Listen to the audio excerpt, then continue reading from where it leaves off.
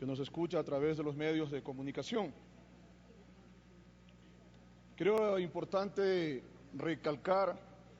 la apertura que ha dado la CENESID, ha dado la Comisión Especializada Permanente de Educación, Cultura, Ciencia y Tecnología, al recoger varios o muchos criterios, se nos dijo la semana pasada acá en el Pleno, de muchos sectores a través del Internet, han llegado las observaciones,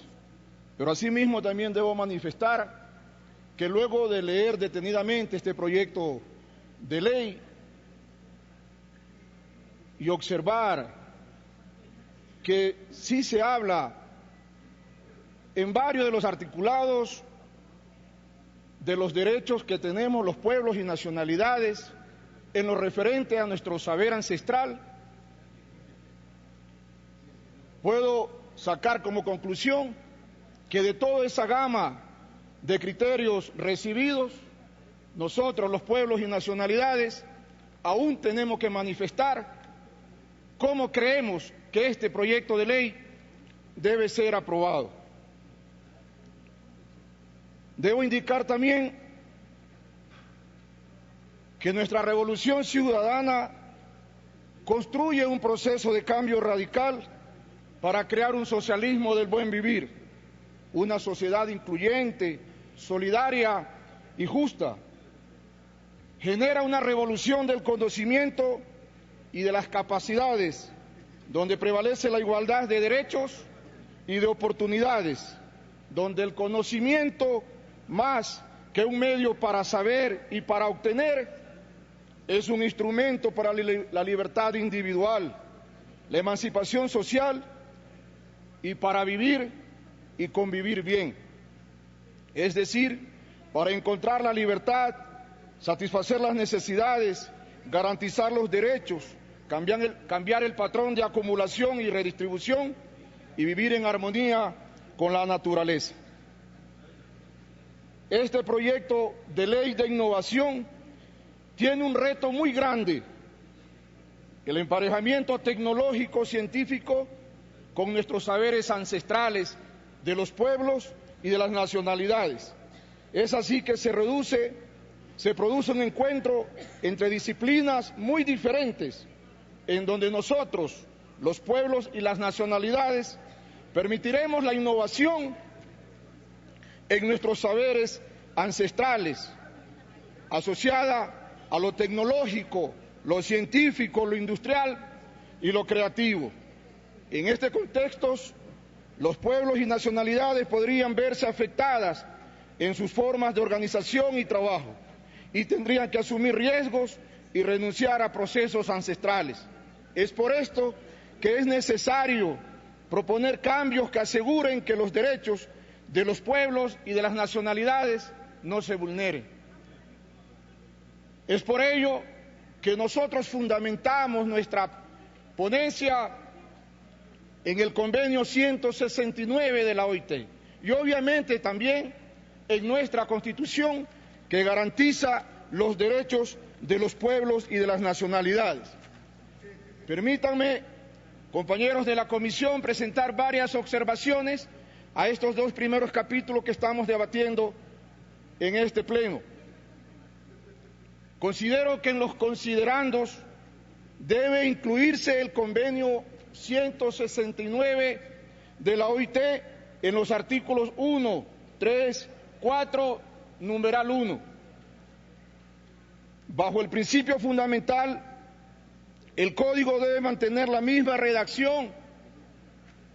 porque en algún momento sentimos que se habla de tradiciones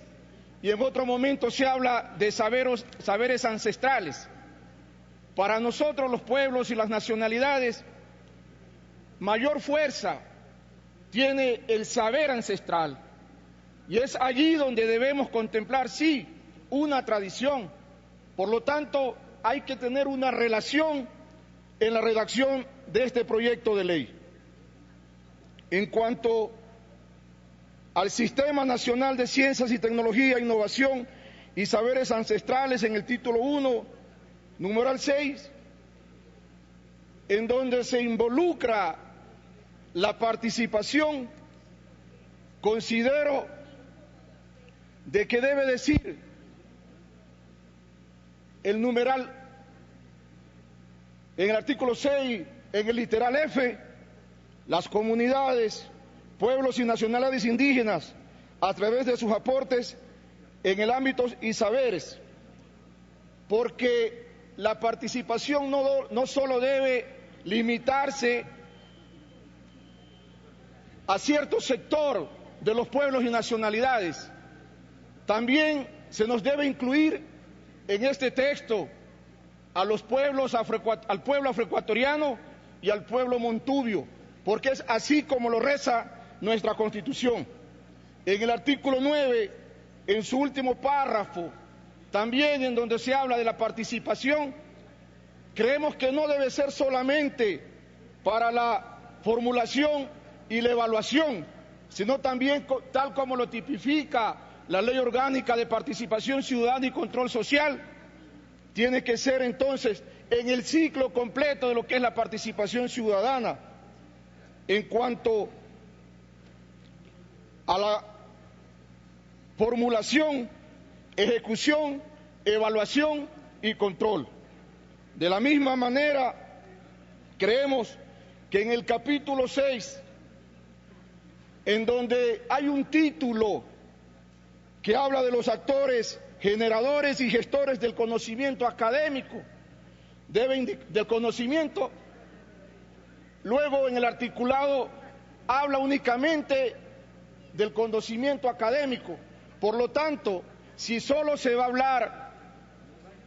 del conocimiento académico, así lo debe decir el título, porque a mi juicio nos excluye a los saberes ancestrales.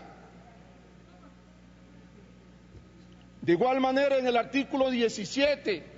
se habla de los espacios en donde se va a desarrollar el conocimiento y se excluye nuestros espacios donde habitamos los pueblos y las nacionalidades. Creo necesario recomendar a la Comisión, por lo que implica el espíritu, el alma de este proyecto de ley, tiene que al final tener un glosario de términos, porque hay términos que utiliza la academia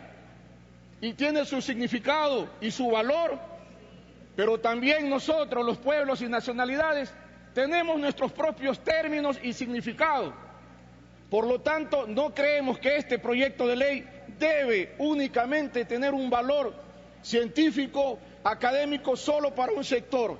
Por eso recomiendo que debemos, al final del proyecto de ley, incluir un glosario de términos. Y para terminar mi intervención, compañera presidenta, me sumo también al planteamiento que hiciera la compañera Betty, de que este proyecto de ley, porque así lo dispone nuestra Constitución en los derechos colectivos, cuando un proyecto de ley tenga que ver con afectar nuestros derechos, tiene que ir a consulta prelegislativa. Por lo tanto, este proyecto de ley tiene que llegar a los pueblos y nacionalidades, porque no es un solo artículo, un solo capítulo el que toca a nuestras comunidades. Muchísimas gracias, presidenta.